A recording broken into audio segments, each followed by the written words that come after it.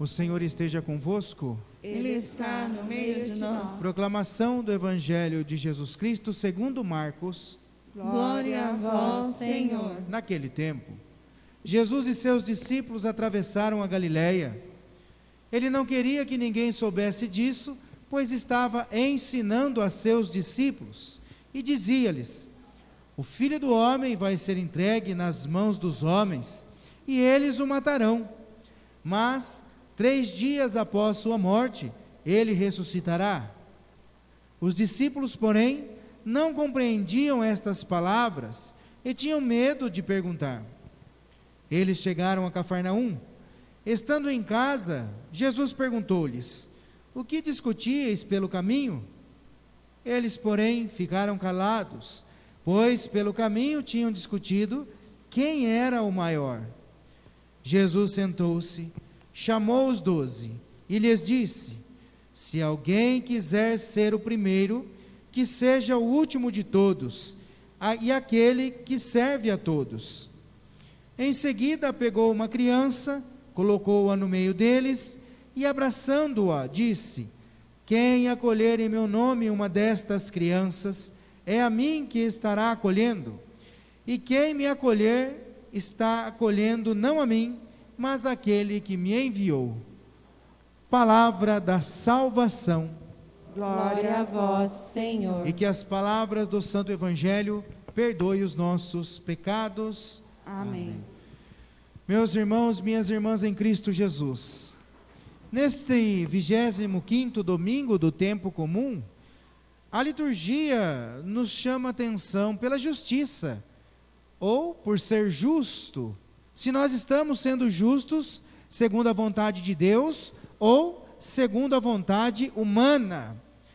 Pela maneira da qual nós vivemos, nós vamos revelar ao mundo se de fato somos adeptos a esta vontade de Deus no seu agir, ou contrário a este agir de Deus no mundo, a esta fraternidade perante as pessoas. Olha, a primeira leitura hoje fala do livro da sabedoria. Nós podemos até dizer que é uma preparação para o Evangelho, pois a primeira leitura vai falar da perseguição do justo, e o justo por excelência nós sabemos quem que é o próprio Jesus Cristo.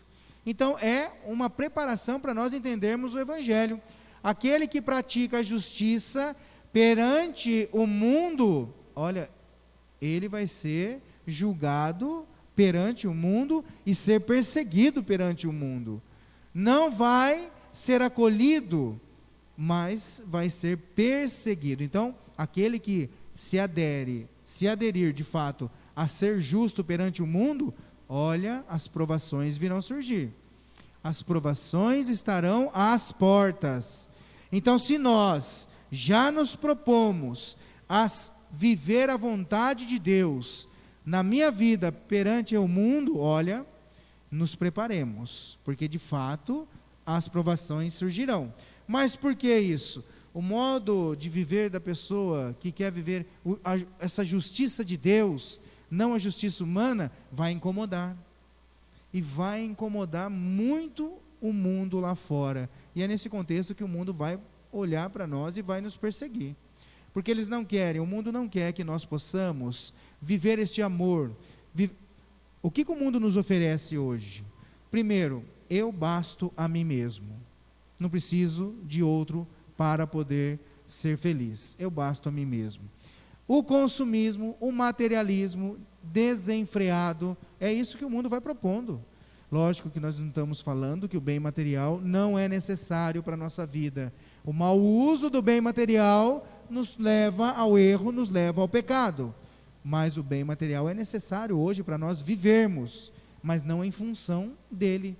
Não em função dele. E é neste ponto que São Tiago vai dizer para nós: devemos agir conforme a sabedoria de Deus, e devemos pedir esta sabedoria de Deus em oração. E ele vai falar que a gente não sabe pedir, a gente não sabe rezar, a gente não sabe pedir em oração para Deus, porque muitas vezes a nossa oração se torna uma oração de monólogo. Eu falo, Deus escuta, eu continuo falando e Deus tem que escutar, e eu ainda estou falando para que Deus possa ouvir. e não dou a oportunidade para Deus falar no meu coração. Não acontece um diálogo. E a oração nós sabemos, é um diálogo. Eu falo, Deus ouve, Deus fala e eu escuto. É um diálogo, deve acontecer. E São Tiago vai dizer justamente para isso. E olha como ele diz: aonde há inveja e rivalidade, aí estão as desordens e todas as espécies de obras más. Por quê? Porque aquele que não adere à proposta de Jesus, que não quer viver a justiça divina, começa a viver a justiça humana.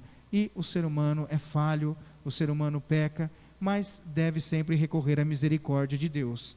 E o evangelho de hoje, Jesus, ele nos ajuda a entender como que nós vamos viver essa justiça de Deus no mundo lá fora. Primeiro na minha casa, na minha família.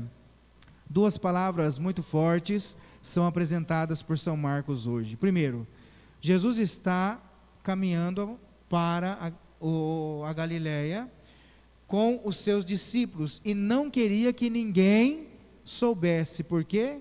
Jesus estava ensinando os seus discípulos. Então Jesus estava no caminho. Há uma primeira palavra, o caminho. E é justamente no caminho que nós vamos ser instruídos pelo próprio Cristo, porque ele estava ensinando os seus discípulos. E o caminho nos faz entender que nós, quando estamos a caminho, não estamos parados. Estamos dando passos rumo a um destino. Lógico que o destino da nossa vida é Jesus. Então Jesus é aquele caminho que está caminhando sempre conosco. O caminho que caminha conosco. E no caminho ele vai nos ensinando. Não podemos ser uma igreja parada. A segunda palavra que é muito forte hoje para nós, casa. Porque quando Jesus chega em casa, o que Jesus faz para com os discípulos? Pergunta para eles: o que vocês estavam falando no caminho? E aí o que eles falam? Olha, aliás, eles nem falam, né? Ficam calados, porque estavam falando quem dentre eles era o maior. Às vezes nós também colocamos tantas coisas na nossa vida, na nossa vivência com as pessoas, que esquecemos de colocar o essencial. Você acha que o essencial para eles era viver quem era o maior entre os apóstolos? O sentido que Jesus é diferente. É viver a prática do amor, a prática da caridade, a fraternidade entre nós. E a casa nos chama justamente isso. É na casa que nós somos chamados a viver esta fraternidade, como família. Esta fraternidade entre nós. E na nossa casa, a partir da experiência fraterna, levar para a comunidade do qual nós participamos e assim para a sociedade do qual nós vivemos. Então Jesus vai nos ensinar. Se você tiver o seu coração como de criança e me acolher, você vai estar acolhendo o meu Pai. E Ele vai dar as graças devidas para que você possa caminhar. Então, amados irmãos e irmãs, nós devemos ter no nosso coração, primeiro, um coração humilde, sereno, um coração singelo e um coração inocente como de criança. Veja bem, a inocência não significa que você tem que ser inocente com relação às coisas do mundo. São Tiago vai dizer para nós que nós devemos usar da sabedoria de Deus para com as coisas do mundo, mas ser inocente com a realidade fraterna entre nós. Porque o primeiro dom do Espírito Santo dado à igreja é o dom da sabedoria. Então nós temos que pedir esse dom da sabedoria para todos nós, e assim podemos viver segundo esta sabedoria divina dada a nós.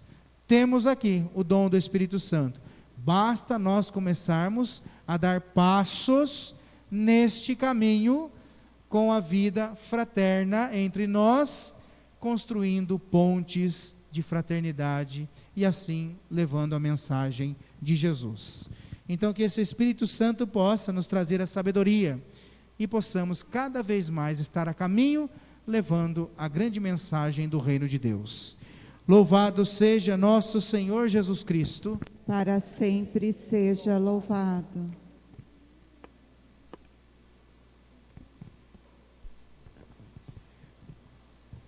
Professemos